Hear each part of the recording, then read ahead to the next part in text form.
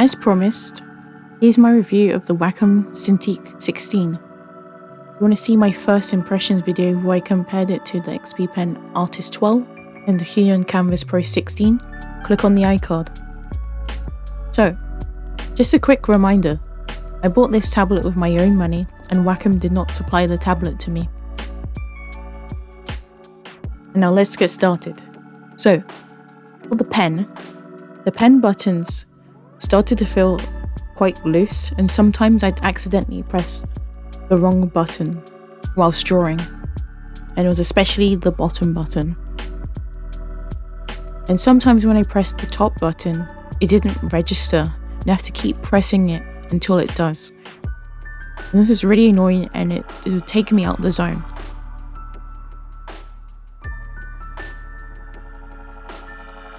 So there are only 3 replacement nibs that come with the pen, which isn't a lot. My XP Pen Artist 12 and my Hypnos Canvas Pro 16 both came with 8 replacement nibs each. A pro of the pen is that it's really nice to erase things, and I like how the eraser has pen pressure to it, just like the actual pen part too.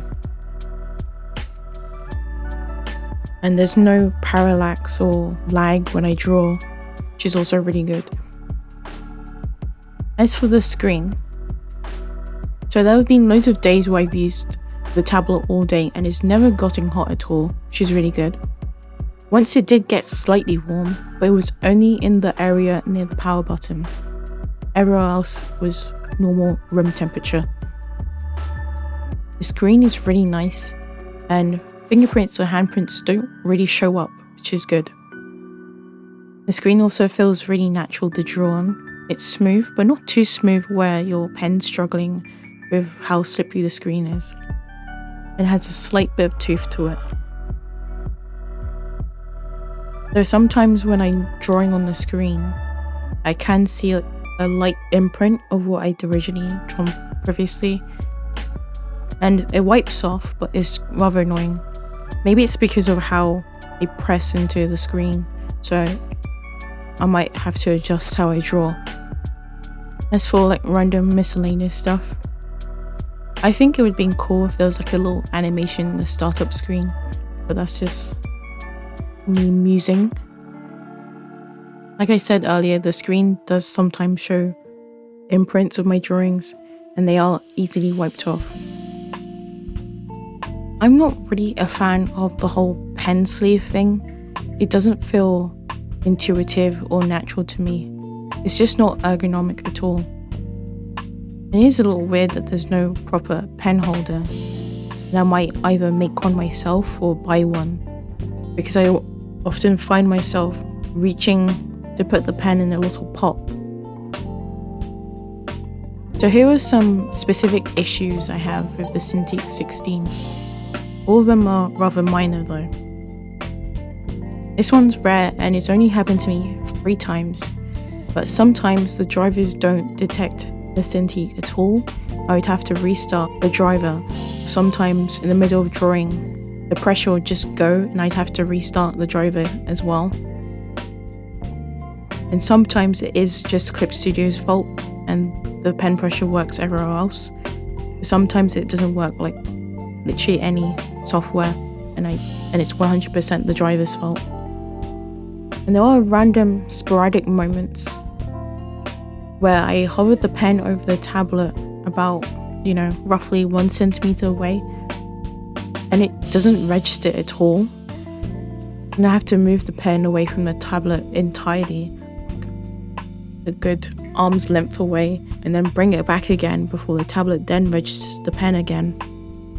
These are sporadic and I don't need to restart drivers or anything.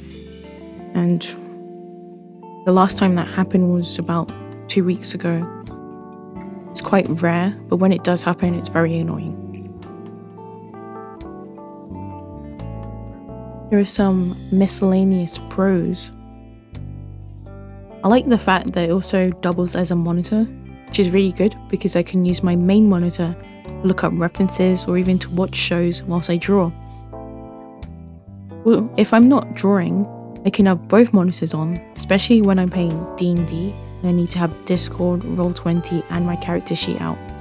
Because when I didn't have this tablet and my previous ones broke and I had to use my backup Intuos, so I only had one monitor on hand, and oh boy, it was very annoying having to click between all the programs whilst playing D&D, and I really miss my dual monitor setup.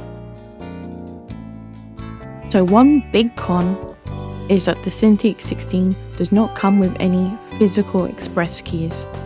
There are digital express keys as well in the form of the radial menu and the express menu, but I'm really not a fan of those because it slows me down whilst I'm in the middle of drawing.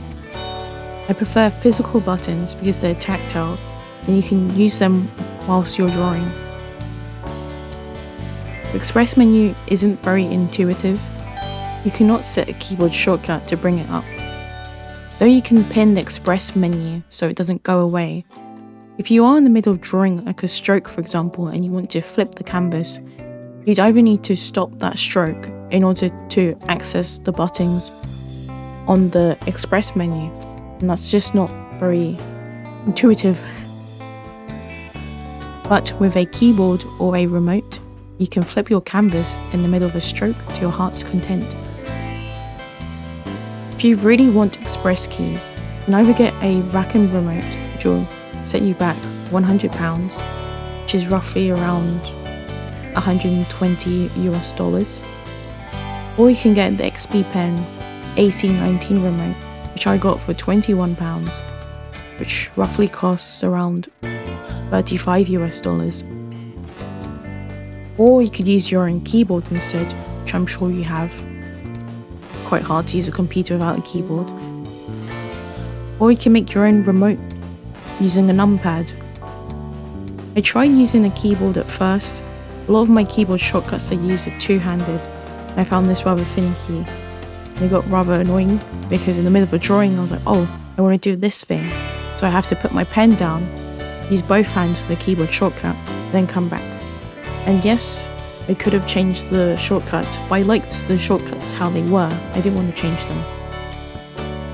So what I did instead was I got a numpad and I messed around with this software called Hypnos, but the software didn't work at all.